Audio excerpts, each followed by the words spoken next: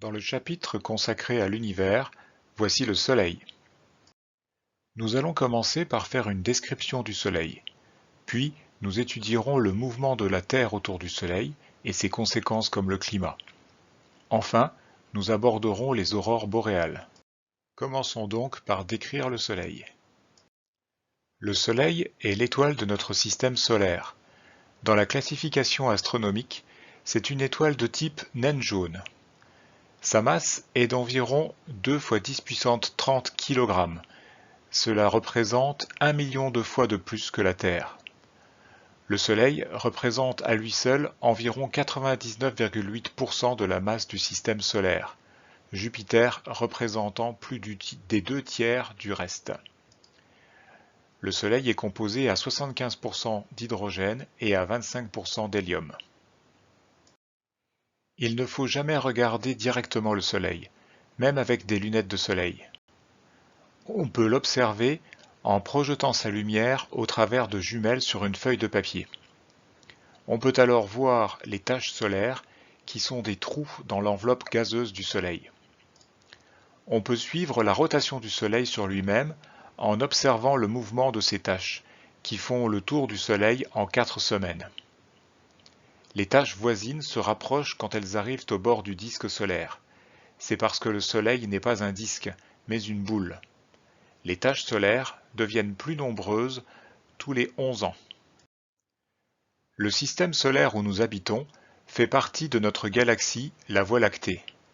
Il se situe à environ 26 000 années-lumière du centre galactique dans le bras d'Orion. Il tourne autour du centre galactique. Il en fait le tour en 225 à 250 millions d'années. C'est l'année galactique. La Terre tourne autour du Soleil. Comme les autres planètes, la Terre tourne autour du Soleil. Son mouvement résulte de l'équilibre entre deux phénomènes, la gravitation, qui l'attire vers le Soleil, et l'inertie, qui la ferait aller tout droit si elle n'était pas retenue par le Soleil. Sa trajectoire, c'est-à-dire le chemin qu'elle parcourt, est du coup une ellipse, très peu aplatie. Le Soleil est situé à un foyer de cette ellipse, c'est-à-dire pas tout à fait au milieu. Début janvier, la Terre passe au plus près du Soleil, comme sur ce dessin. La Terre met 1 an pour faire le tour du Soleil, c'est la définition même de notre année. Cela fait une vitesse de 107 000 km/h, soit 30 km par seconde. Plus précisément, la Terre tourne autour du Soleil en 365 jours et 6 heures. Avec des années de 365 jours, le calendrier se décale par rapport aux saisons. Depuis Jules César, tous les 4 ans, on rajoute donc le 29 février pour compenser ces 6 heures. C'est le calendrier julien, avec une année bissextile, qui veut dire 2-6, tous les 4 ans. De même, le printemps a lieu tantôt le 20 mars, tantôt le 21 mars. C'est aussi à cause du décalage de 6 heures. En fait, ce calendrier julien ajoute 38 minutes de trop par rapport au mouvement de la Terre. À la fin du XVIe siècle, on avait accumulé 10 jours de trop. Alors, le pape Grégoire XIII supprima ces 10 jours. Pour éviter tout nouveau décalage, il décida de ne pas avoir d'année bissextile aux fins de siècle, sauf tous les 400 ans, comme en 2000. Ainsi, ce calendrier grégorien sera juste pour les 3000 ans futurs. Dans les pays orthodoxes, on utilise toujours le calendrier julien. Ils ont donc aujourd'hui 13 jours de décalage. L'axe nord-sud des pôles de la Terre est incliné de 23 degrés par rapport au plan de rotation de la Terre autour du Soleil qu'on appelle l'écliptique. Cette inclinaison est toujours dans le même sens. Au premier jour de juillet, la Terre passe au plus loin du Soleil dans son chemin en forme d'ellipse. Pourtant, il fait chaud dans l'hémisphère nord. Les saisons ne sont donc pas dues à la variation de la distance Terre-Soleil. Les saisons viennent du fait que les rayons du Soleil, suivant la période de l'année, ne frappent pas la Terre avec le même angle. Sur cette illustration, ils arrivent à angle droit dans l'hémisphère sud ils chauffent plus, c'est l'été là-bas. Inversement, ils sont plus rasants dans l'hémisphère nord, c'est l'hiver ici. 6 mois plus tard, la Terre aura fait la moitié du tour du Soleil et cette situation s'inversera. Du coup, en hiver ici, lorsque l'hémisphère nord est plutôt dans l'ombre, les jours sont plus courts que les nuits. En été, c'est l'inverse. Au printemps et en automne, les jours et les nuits ont la même durée.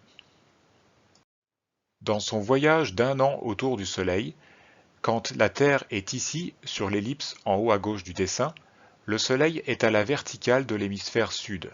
Là-bas, c'est l'été, alors que dans l'hémisphère nord, c'est l'hiver.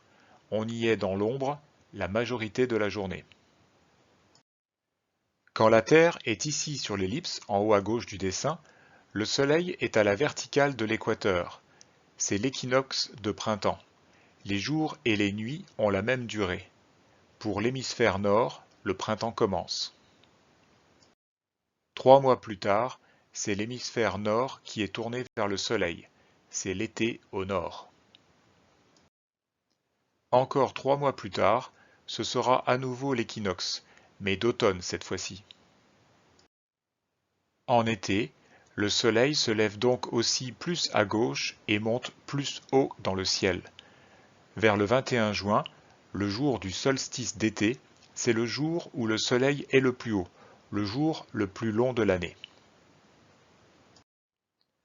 Le jour du solstice d'été, au nord du cercle polaire, le Soleil est resté 24 heures au-dessus de l'horizon. Il a fait jour pendant 24 heures.